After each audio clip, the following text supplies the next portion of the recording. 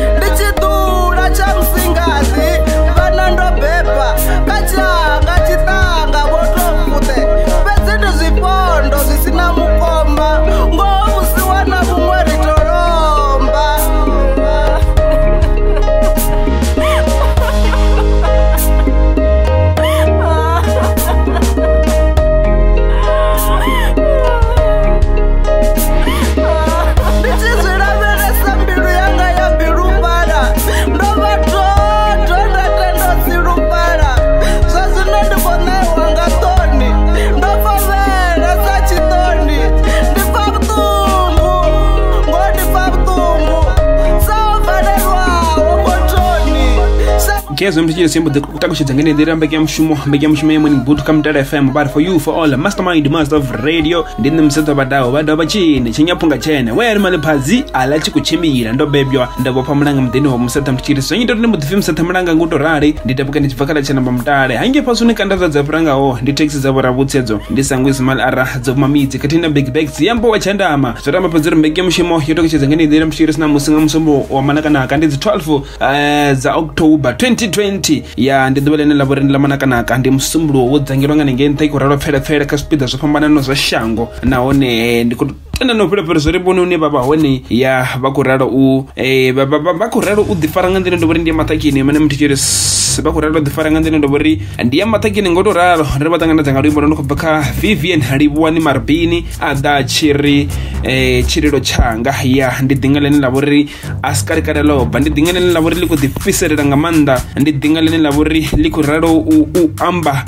na nani bala bene nakwamba na mukambure bala ipana bonori ya ushimwa ngamanda sesa mtcheresi ya zona bapedzere mbekanyamushumo imuyana ngondo ralo mtcheresi kabarembe muhura maki bamubudzerela mbekanyamushumo ine baralo ifunesa imuyana naone machingoro ndoba kaba ine pala ka YouTube channel labori ne basuke bari ya ndi Mutale FM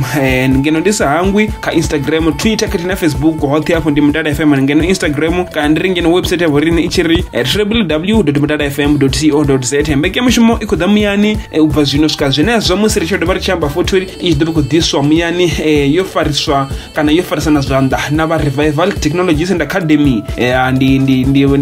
ndi vamwe vazvikoro zvine zvavori vakuita zveuna ngamanda zviita kanda uchimo yomanda padza vaswa ngeni ndira mticheresi naone riasfuna riascoda kavafara ngoto raro ya vomunyai na timu yavo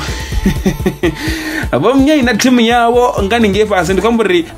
ndisizva vudhi ngamanda riasfuna riascoda vaswa vakutoda umanda padziwa naone vaswa vote vakudiswa pano nohwerero pe heye kha vha ṱaulele vhumatshelo havho ḽi sathu tota tombo. Ndi yone zwi tshi ḓo itesa nga nḓila uri ndi ya maṱhakhini nga maanḓa sa mutshiri fhedzi nga sedza ṋamusi ndi ḓuvha ḽa 199 ri kha lockdown fhano kha shango ḽashu ḽa Afrika Tshipembe. Vha ḓo sumbedza zwa uri muthetshelesi ri khou ḓivha kha level 1 fhano kha shango ḽashu ḽa Afrika Tshipembe ya lockdown. Zwenezwo zwi khou namba fhedza uri coronavirus a i tu ṱuwa muthetshelesi, coronavirus a i tu fhela i khou ḓivha hone. Hezwo zwi khou namba fhedza uri vhone vha funa ḓi fara nga nḓila uri ndi ya maṱhakhini kha mafhungo o ambara mimask, u ḓi sanitizer zwanḓa khathihi na mafhungo a social distancing. Ndi amba uri iyo rali i level 1 wa ḓi pfha vhaṅwe vha tshi khou ḓi amba uri level 1 zwi khou namba fhedza uri corona ya fhela. Zwi khou namba fhedza uri ri no ḓi kona u ḓi fara hune ri a fitha u swika kha level 1 kana ri a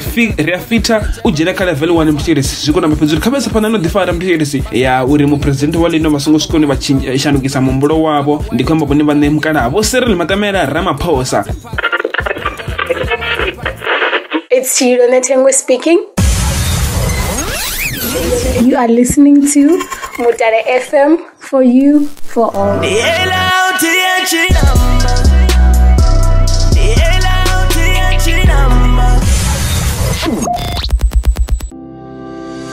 Revival Technology Center Academy lushaka hava vari vho ḓo phulusa vhone vha songo tsha swegula nga zwikolo zwa kolongonya vha hune pa tsini. Revival Technology Center Academy ndi vho mastersele zwi tshi ḓa kha u tolongonya mitshini ai nahone vha ri vha ṱoḓa u fha vhone tshikili tsha u tolongonya. Vha na dzikhosi dza national na dza international dzi ngaho sa IT Management, Tourism and Hospitality, Health and Safety, HR and Operation na dziṅwe nnzhi kha vha ḽedzeule zwavhuḓi. Vha wana thuso yavho ndi ya ḓivha. Vha wana na Hamashau, the Vusaini Building, tsini na USAFE, Njerere and Rockin Building, Hamasocha, tsini na Mabasini, Mutale ndi Mulodi Chapasi, Christ Mission Center Church, na Polokwane vho no ṱaha 09 Landros May Street, luṱingo ndi 015-291-1397 kana 076-651-1231. Revival Technology Center Academy kha vha ṱaulele vho matshelo avho ḽi sathu tota tombo. Ndi tsina tshifhinga hafu ro vha ro zwi guma kale to dzula ra somora zwa anwani. Granger Chillers 2020 edition with Chef TG Swanks mo big makone. Ndi 26 December 2020. Rijena Hayani Farm Lodge Limpopo afandilimu Rosito Gauteng ndubvanga 12 ya masiya ruswikara zvezo arali vachitamo vachipedza cha mushumo uyu vabhadhira 200 rand yo katela ujena zviḽiwa dzi soft drinks Bia vadana dzavo udiva zwinji nga mbadelo kha vha kwame Chef TG Shanks ka 063-732-1591 ndi WhatsApp kana vha fonera 067-009-1969 kha vha dale na kasiaṱari la Facebook vari Chef TG Shanks, TG Shanks, Instagram ndi Chef TG Shanks. Kha vha vhe tshipiḓa cha Granger Chillers 2020 edition with Chef TG Shanks mubike makone.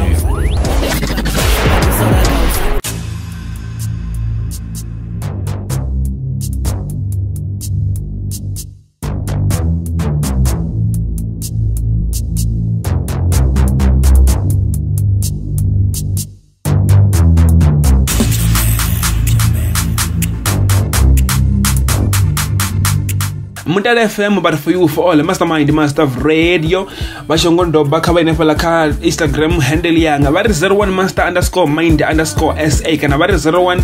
mastermind SA, 01 mastermind SA na ka Twitter. So do raro. Ndio nebo do kono do bana one ngandene do bari mataki na neya. Pongea no Facebook, Instagram na Twitter. Asa stitch so chiri Mutale FM hotepo. Abakono umwalezo bakono ngwana ngandene do bari mataki. Ba one bana mkana bene ba kuraro pembela maduba ba mabeba na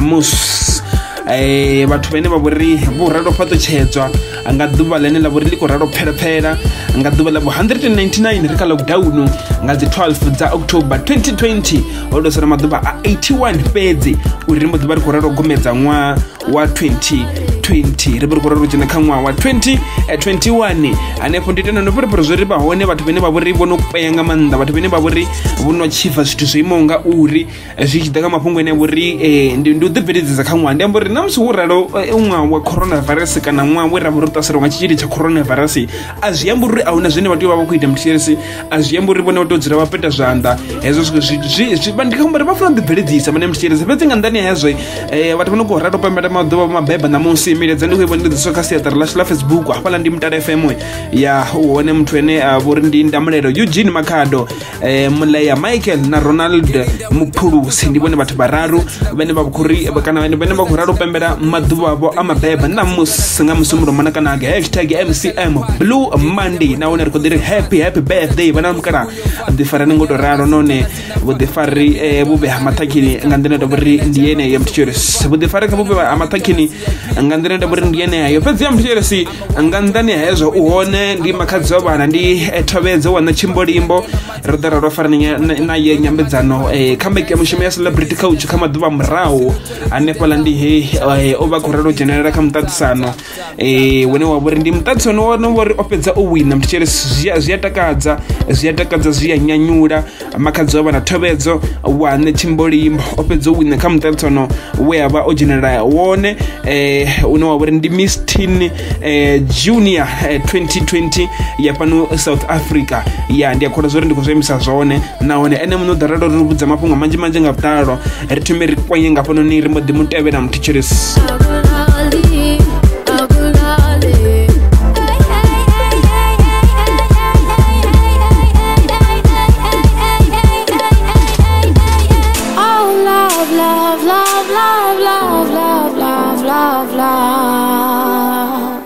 na zwino ndi tonga ri ndo no vha naye mthetshelesi ndo vha ndi khou ralo u ṱumanisa mitshini yanga ndo vha ndi khou ralo u vhona zwo ri zwi itisa nga nḓila ndo uri ndi yeneyo ya u nga ri ono vha hone muyani makhadzi wa vhana Thobedza wa na Chimbolimbo ndi khou muṱanganedza kha mbekanyamushumo ya Morning Boat nga matsheloni ro vurini makhadzi wa vhana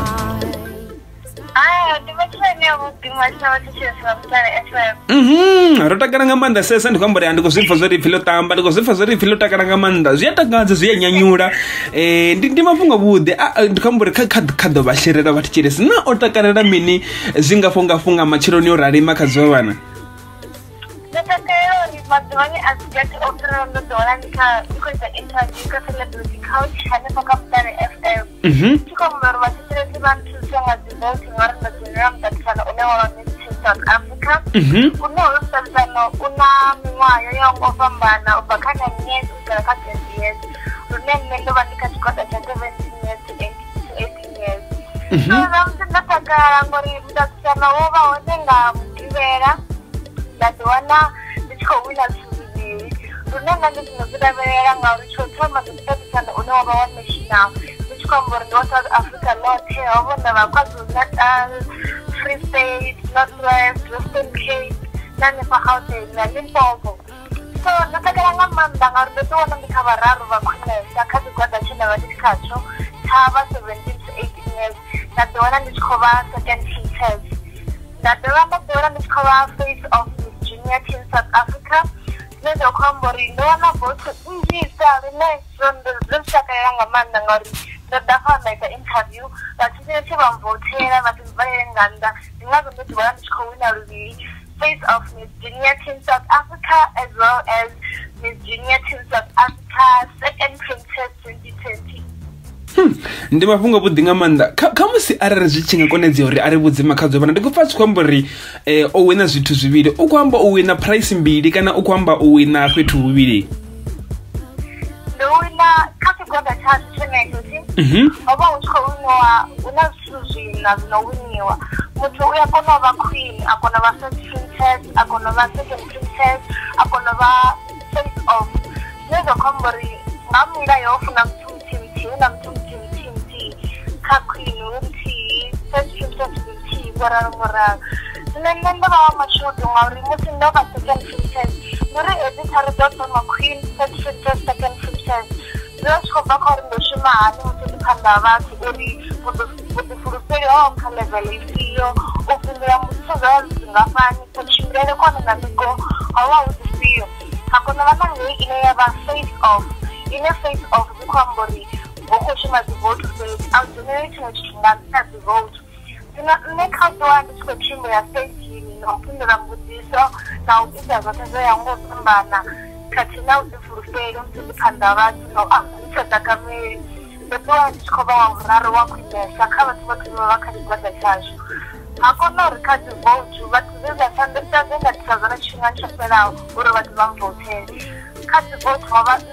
abana vote indisa ngazo ndakona wina face of chinga South Africa ndakona wina second princess second princess nishimaya tegi vote zabakabati chini ndi mafhungo vhuḓi nga maanḓa na uri khuḓi ralo musa phanḓa na mufululedza ya ndi atendo ri lovha lune lune lwa vhori lwa songo leluwa na luthihi nga maanḓa sa tshi khou amba zwori hu vhona vhathu vha dziṅwe dzitshaka vho no bva kha maṅwe mavunḓu nahone ndi tenda ndo fulufhela zwori o pfa u takala nga maanḓa makhadza ndi amba uri vha thetshelesa vha Mutala FM vha fulufhedzea na muhasho wa Mutala FM wa fulufhedzea vho nkwama vha nṱalutshedza uri hayi vho vote Dor batete alongo mvalela nga ndaba kontshimbidza lufuno nga umbotela na uri nga ndo tenda ndi singa tsikona uri tsho imana ye muthu wa Western Cape bathu vho ngo fhambana bathu na vhatshena lumenda dza uri vha ya imali bote nenda dziwana ndi tshikho vha nne wa thoma nda fira na vhana vhathu vhote vhane ndi tshikho vhona ngari vha ḓo mphira ndi ḓo ndi kho livha vhathu nga maanḓa khaezo na ndi khou livha nga maanḓa sesa makhadzi wa vhana Thobedzo wane Chimbolimbo khamusi maipfi o fhedzisela anga vhudza muṅwe muswa anga vhudza muṅwe muswa nga nengeni ndene vho ri kutama u dzhenelela kha muṱaṱisano in future kana kha muṅwe ya miṱaṱisano ya vhuraru nako anga mu vhudza uri mini makhadzi wa vhana Many different coach in area we make the dream who never gives up. Because amuri munga anokota chitu ati ngasokota ngotavanya chosonga usika chibona zina ukotota ufana zina watambura sazo zine ndishikama ngoranda ndinela nomtakisana mrau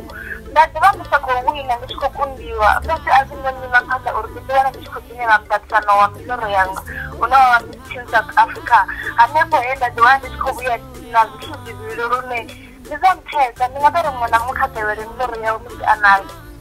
Thobedzo no Chimbolimbo ari kumtama na mashudu in future khazwi munakere mudzimu wese phanḓa no mupenyetsera vhumatshelo hawe thiri ndau ya nduna kezwo mthikedzera ri kwamba nene ndi Thobedzo wane Chimbolimbo ya ova kha ri budza mafhungo manzhi nga vudalo ya kha zwine zwa vhori zwi khou itea kha nḓowetshumo ya vhuraru nako o ḓo vhuya na tshiphuga mthikedzera ndi kwamba ndi mafhungo a vhuḓi nga maanḓa nahone ri tamulivhuwa vhathetshelesi vhoṱhe nga u angaredza khathihi na vhadzudzanya mabambiri vha Mutala FM ndi amba uri vho station manager ya vho ḓo ntsumbedza ḽiṅwe ḽa mabambiri ḽa musi khou vothiwa ya ndi zwavhuḓi nga maanḓa ndi zwavhuḓi nga maanḓa sese zwe vhathu vashu nahone mbekanyamushumo itshi mbango to rari mthikedzera kha ri dovha hafhu ri ṱangane matshelo kha mbekanyamushumo nthihi ndi celebrity kana ndiri ndi morning boat ndi vho nyanga uri ndi celebrity couch ndi morning boat mthikedzera hanefha nga matshelo mango na mango kha Mutala FM for you for all mastermind master of radio ndi kha ḓiri ndara dza vhathu thobasile aba vhoṱhe ndi kubasile nga luimbo lwo no khou bva kha Dr. Colbert ali ndi vha mukwema vha ri ngwani wapo ndo enda thiri nda ya nduna. This station is now the ultimate power in the universe. Uyu ndi Alex Rambuda Nyerisani Ramarumo. Ndi wana lukawa Tshive. Ndiko isa khuwelelo kama Africa Tshipembe vhoṱhe. Ari ise phanḓa na u tevhedza maga oṱhe o tewaho nga vharangaphanḓa. Mupresidente Matamela Cyril washu ri si fhele mbilu. Yehova ndi ene muḓivhi wazwo honeha u ḓo vha ene ane a ḓo ri tshidza kha dandetande hili fhasi hangwe vhashu u ambara kelekete ri si hangwe u ṱamba bvaba thabelo ndi tshiṱangu nda Hei no mbekanyamushumo vho vhuḓiselwa nga vha Revival Technologies and Academy vha na dzikhoso dza national na dza international dzi ngaho sa IT management, tourism and hospitality. Mafhungo manzhi nga vhudalo kha vha kwame kha 015 291 1397. Revival Technologies and Academy tshipikwa u ṱalulela vhumatshelo ha nnyi na nnyi ḽi sathu tota tombo. Yeah, the rust with this Mickey Mouse freedom. Where a slave remain a slave and a master remain the master, yo. Wengwani wapo, umune wa mavu.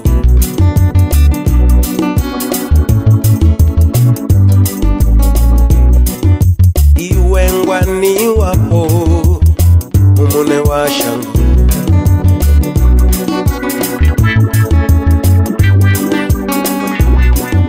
iwe ngwani wapo umtumbuka tsikoni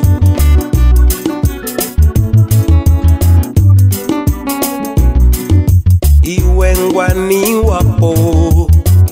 ukotambura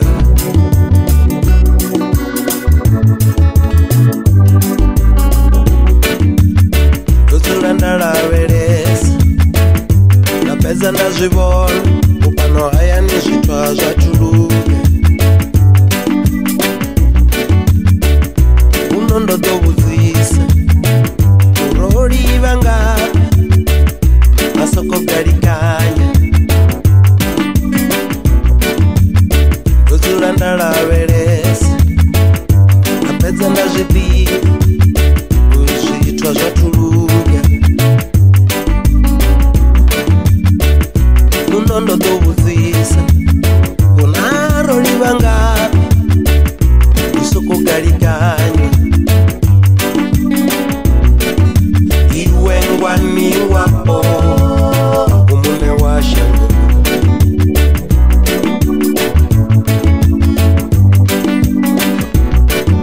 iwe ngwani wapo umune wa mafu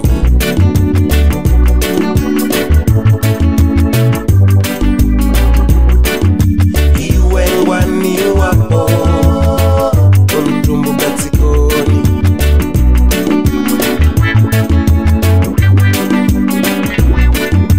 iwe ngwani wapo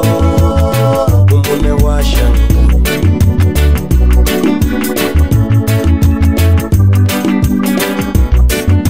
vabvanda vala mapfura vachisuva vatsa vachigonya nwinikouvutwa ngapepo vana vavo vala mapfura vatamba dzipakani vanu chavo ndikwengwerere nadiriri vabvanda vala mapfura vatsa vachigonya inwi ndikombochiwanga tu